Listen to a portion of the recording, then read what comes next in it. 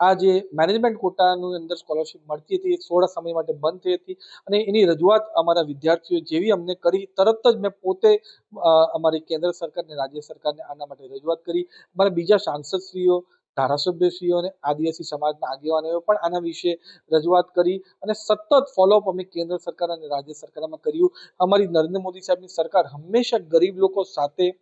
આદિવાસીઓ સાથે રહે છે. એના માટે એમણે આટલા સમય સરસ રીતે ડિસ્કશન કરીને સારો રસ્તો નીકળે એ રીતે આજે એકદમ નિર્ણાયક અને એકદમ સારો લોકોના હિતમાં, ગરીબ લોકોના હિતમાં આજે નિર્ણય લીધો છે કે આ સ્કોલરશિપની યોજના બધા લોકોને મળશે, ચાહે મેનેજમેન્ટ કોટા હોય કે નોર્મલ હોય, બધાને કોટાનો લાભ મળશે. એટલે એને તમારા ચેનલના માધ્યમથી હું અમારી નરેન્દ્ર મોદી સાહેબની સરકાર, અમારા ભૂપેન્દ્ર પટેલ સાહેબની સરકારને ખૂબ ખૂબ ધન્યવાદ આપવા માંગુ છું કે તમે અમારા ગરીબ અને આદિવાસી લોકોનું આટલું હિત ધ્યાનમાં રાખો છો. સાથે સાથે તમારા ચેનલના માધ્યમથી હું ગરીબ અમારા વિદ્યાર્થીઓ, આદિવાસી વિદ્યાર્થીઓને પણ હું જણાવવા માંગુ છું કે આજે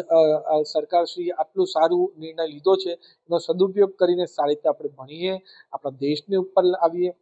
સમાજને ઉપર લાવીએ, આપણે પોતાને પણ ઉપર લાવીએ અને સાંસદ તરીકે જ્યાં જ્યાં તમને મારી જરૂરત પડે ત્યાં ત્યાં હું અમારા વિદ્યાર્થીઓ સાથે ખડે પગ હંમેશા હાજર રહીશ.